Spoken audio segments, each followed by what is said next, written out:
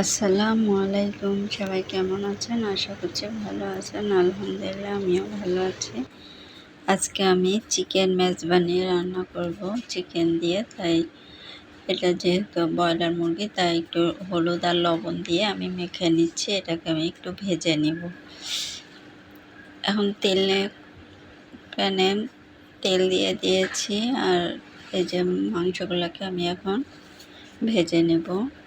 তবে বেশি কড়া করে ভাজার দরকার নেই, হালকা করে ভেজে নেব, কারণ ব্রয়লার মুরগি এমনিতেই নরম থাকে। তাই দুই পিঠ একটু ভালো করে ভেজে নেব।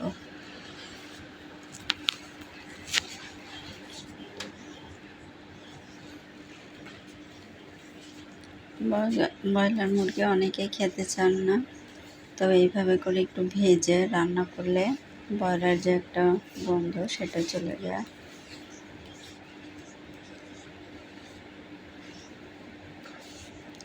এখন আমি বাকি মাংসগুলোও একই নিয়মে সবগুলা ভেজে নিব।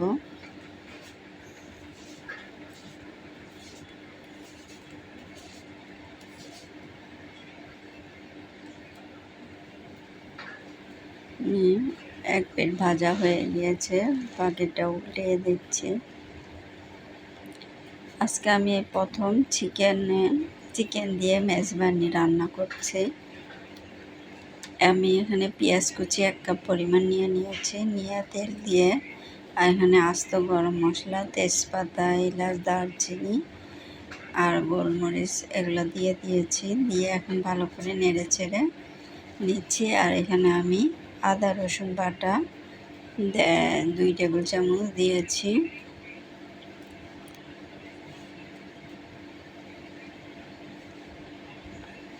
ভালো করে মশলাটাকে কষিয়ে নেব কিছুক্ষণ।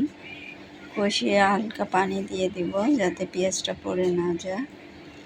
এখন আমি এর মধ্যে বাকি মশলাগুলো দিয়ে দিব। প্রথমে ধনে গুঁড়ো আমি দিয়েছি 1 টেবিল চামচ, জিরার গুঁড়ো 1 টেবিল চামচ, হলুদ গুঁড়াও 1 টেবিল চামচ, মরিচও 1 টেবিল চামচ।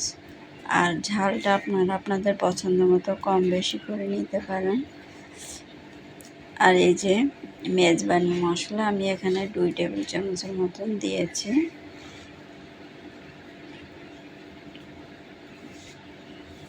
বাজারে যে তৈরি মেজবানি মশলা পাওয়া যায় সেটাই আমি আজকে ব্যবহার করেছি।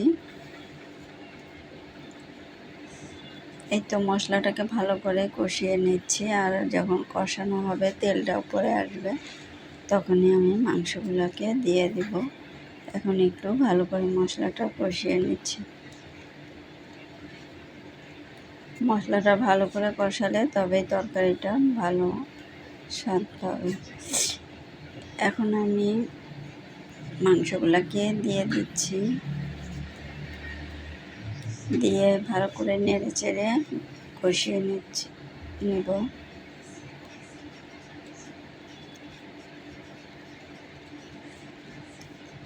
তবে খুব সাবধানের সাথে নাড়াচাড়া করবেন, এমনি ব্রয়লার মুরগি নরম থাকে। এই তো আমার অনেকটা কষানো হয়ে গিয়েছে। এখন আমি পানি দিয়ে দেব। আপনারা হালকা কুসুম গরম পানি দিবেন। দিয়ে তো বেশি পানি তো লাগবে না, ব্রয়লার মুরগি এমনিতে নরম থাকে।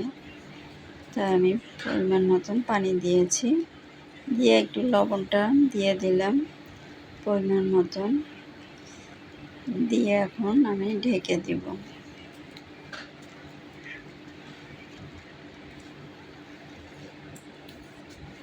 আর এখানে আমি 2 টেবিল চামচের মতন দই দিব। দইটা দেওয়ার সময় চুলার আঁচটা অবশ্যই কমিয়ে রাখবেন।